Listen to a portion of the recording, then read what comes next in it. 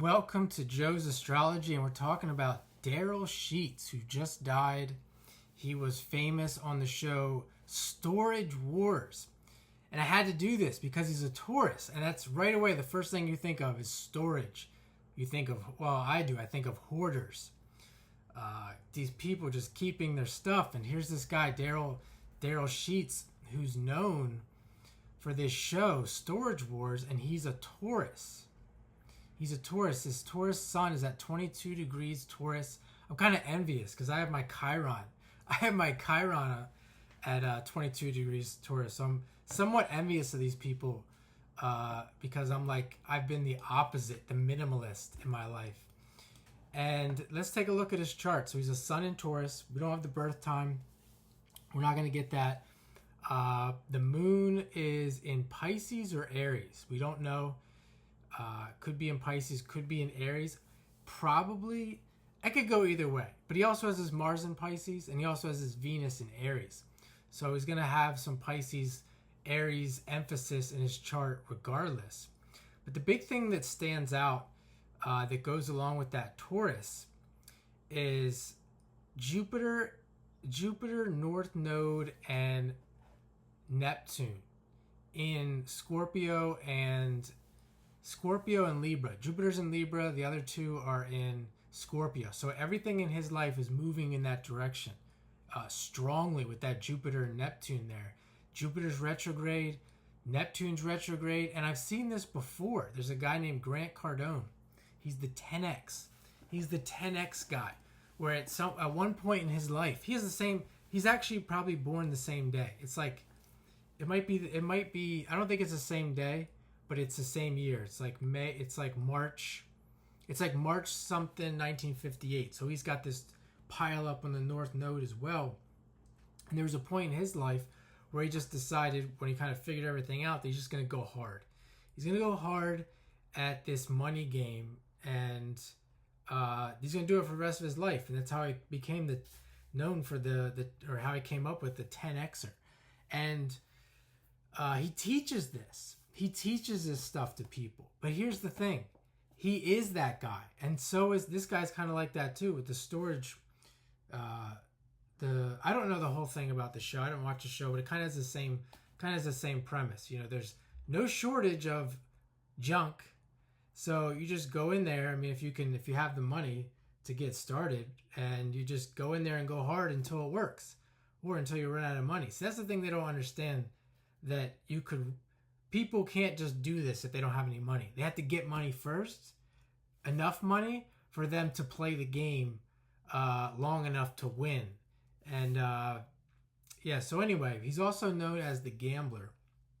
He's known as the gambler. He has Uranus in Leo, he has Pluto in Leo, and he has Mercury, Venus, and maybe the moon in another fire sign of Aries, and he has Saturn in Sagittarius. If you don't know what I'm talking about and you're still with me, get in contact with me.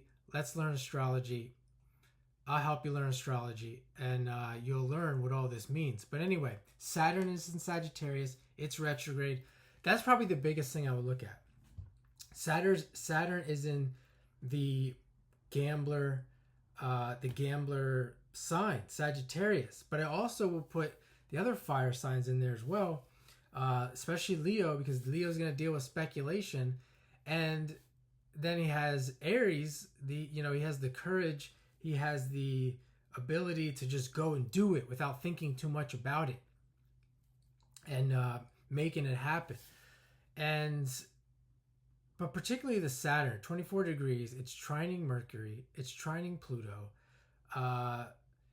I mean, does this mean if you have these kinds of placements that you can be a good gambler or be good at as good as he is at this? If you have the same chart, not necessarily, but it does mean that you're probably interested. At the very least, you're interested in this, and you probably dabble in these kinds of things, maybe like sports gambling, stuff like that.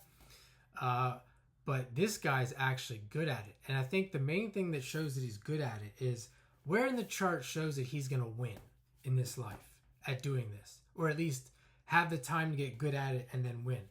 And it's that North Node, Jupiter and Neptune retrograde combination, conjunction there, stellium, whatever you want to call it, in Scorpio and late degree Libra. That's where it is. Why? Because we're talking about Jupiter and Neptune. They expand things. They're larger than life. And the North Node expands things. It's a lot of expansion in one area of the chart. Scorpio, other people's money, business, things like that. And then, of course, he has Mars and possibly Moon in Pisces making a trine to all of that. So it's not just that. It's just like the fire. It's not just the Saturn in Sagittarius. It's the retrograde. It's all the planets in the other signs that have the same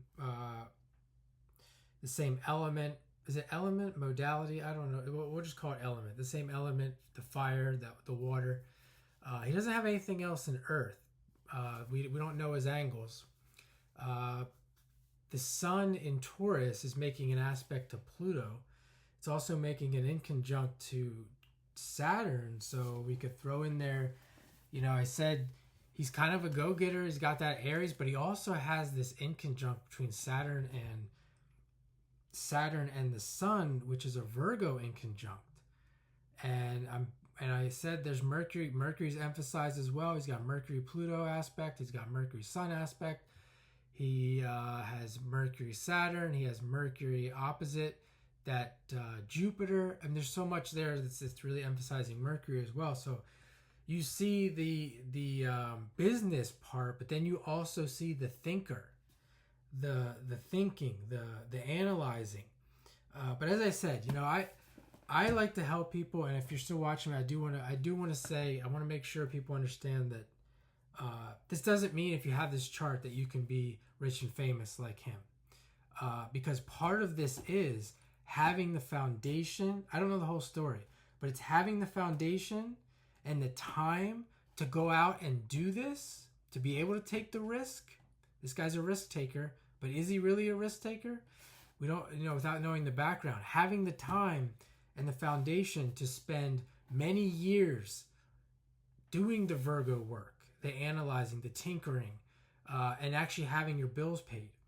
That's why this is something you want to do. Hopefully you're woke to this. If you have something you want to do, hopefully you're woke to it while you're living with your parents, so you have plenty of time to get it done. So I'm gonna leave it at that. There's much more in this chart, which I'm gonna let go for now. Thanks for watching. Have a great day.